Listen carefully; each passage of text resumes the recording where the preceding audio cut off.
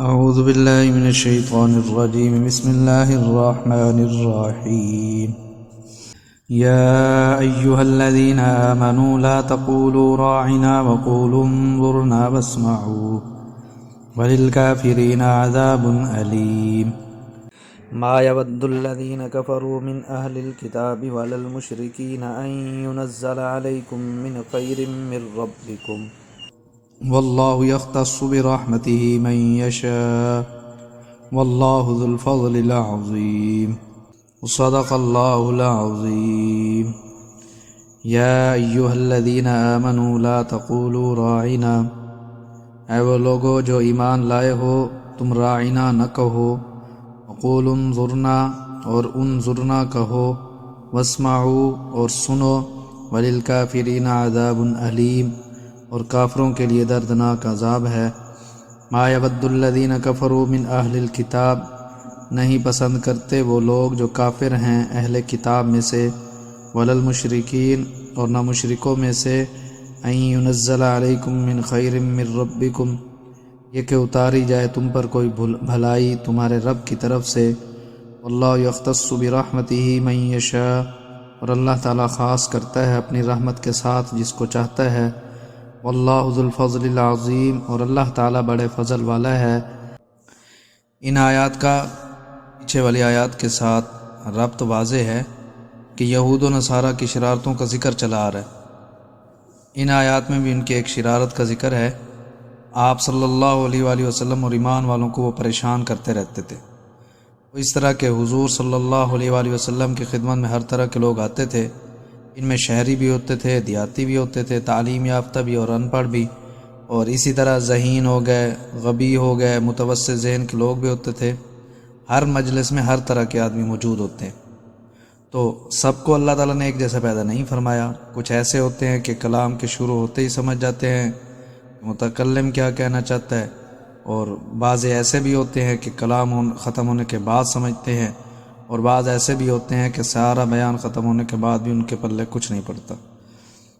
تو چونکہ آپ صلی اللہ علیہ وآلہ وسلم کی مجلس میں ہر طرح کے آدمی آتے تھے، تو صحابہ کرام رضوان اللہ علیہم اجمعین نے آپ صلی اللہ علیہ وسلم سے درخواست کی اور کہا راعنا، حضرت ہماری رعایت فرمانا، کہ بیان ایسے طریقے سے ہو کہ دیہاتی بھی سمجھ لیں اور شہری بھی، پڑھے لکھے بھی، ان پڑھ بھی، ذہین بھی، درمیانے طبقے بھی، درمیانے ذہن کے بھی۔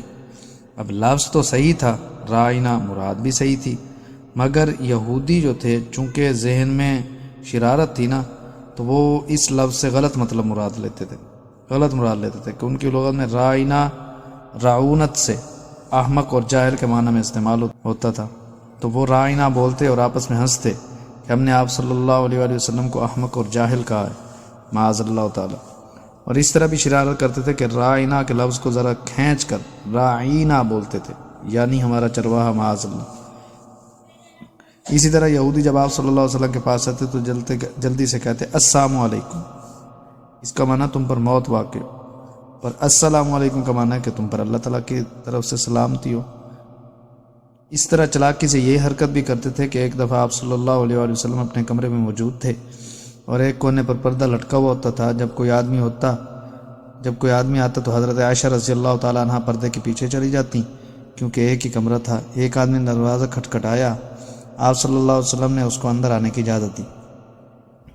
حضرت عائشہ رضی اللہ تعالیٰ عنہ پردے کے پیچھے چلی گئیں۔ اس آدمی نے کہا السلام علیکم، انہوں نے اندر سے کہا علیک السلام واللعنہ، تیرے اوپر موت اور لعنت پڑے۔ خیر اس یہودی نے جو بات کرنی تھی کر کے چلا گیا۔ آپ صلی اللہ علیہ وسلم نے فرمایا عائشہ تو بڑے غصے میں تھی، کیا بات تھی؟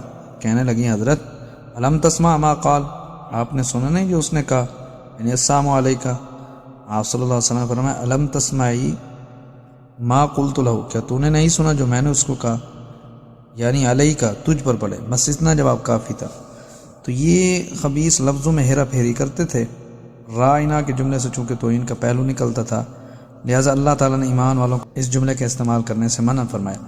اللہ تعالیٰ فرماتے ہیں یا ایھا الذین آمنوا لا تقولوا راعنا، اے وہ لوگو جو ایمان لائے ہو تم راعنا نہ کہو، اگرچہ لفظ بھی صحیح ہے، معنی بھی صحیح ہے، مراد بھی تمہاری صحیح ہے، لیکن یہودی اس سے غلط فائدہ اٹھاتے ہیں، اس لیے یہ لفظ استعمال نہ کرو۔ اب اللہ کہنا کیا ہے؟ وقولوا انظرنا، اور کہو انظرنا کہ حضرت ہماری طرف نظر شفقت فرماؤ، اس سے اتنی بات سمجھ آ گئی کہ اگر جملہ صحیح ہو مراد غلط ہو تو اس کا بولنا صحیح نہیں ہے۔ لہذا اگر کوئی شخص الصلاۃ والسلام علیک یا رسول اللہ اس عقیدے اور نظریے کے ساتھ پڑھتا ہے کہ حضرت صلی اللہ علیہ وآلہ وسلم حاضر و ناظر ہیں تو ناجائز ہے، اور اگر کوئی صحیح العقیدہ ہے آپ صلی اللہ علیہ وسلم کو حاضر و ناظر نہیں سمجھتا تو اس کے لیے یہ پڑھنا جائز اور درست ہے۔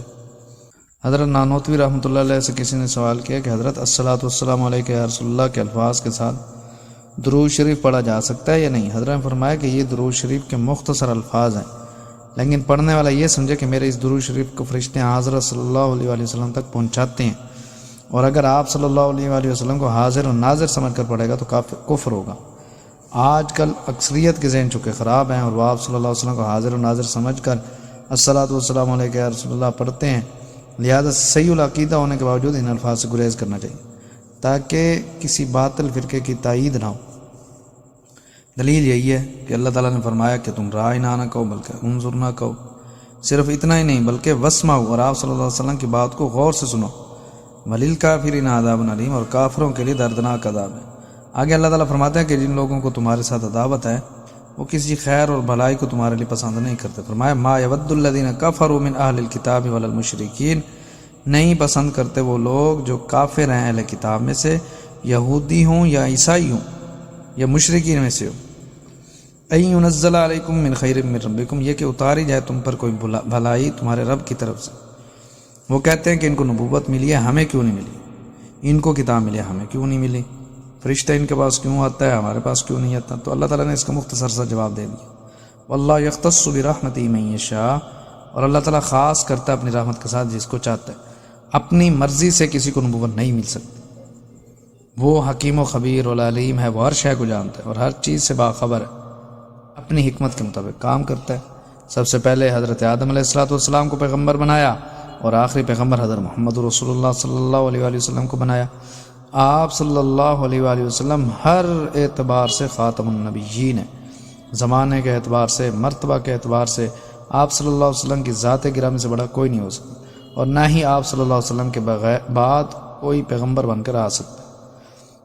لہذا مرزائیوں کا، قادیانیوں کا عقیدہ باطل و غلط ہے، جیسا کہ مرزا قادیانی کے لڑکے بشیر الدین محمود نے لکھا ہے کہ اگر کوئی شخص چاہے تو حضرت صلی اللہ علیہ وسلم کے درجے کو پہنچ سکتا، بلکہ آپ صلی اللہ علیہ وسلم سے آگے بھی نکل سکتا، معاذ اللہ تعالی، ثم معاذ اللہ ثم معاذ اللہ۔ اس کا مطلب یہ ہوا کہ نبوت ایسی چیز ہے کہ بندہ محنت کر کے اس کو حاصل کر سکتا ہے، حالانکہ نبوت صرف رب تعالیٰ کا فضل ہے، جس کو رب تعالیٰ نے چاہا اس کو عطا فرمائی۔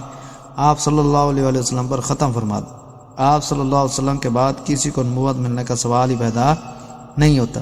واللہ ذو الفضل العظیم، اور اللہ تعالیٰ بڑے فضل والا ہے۔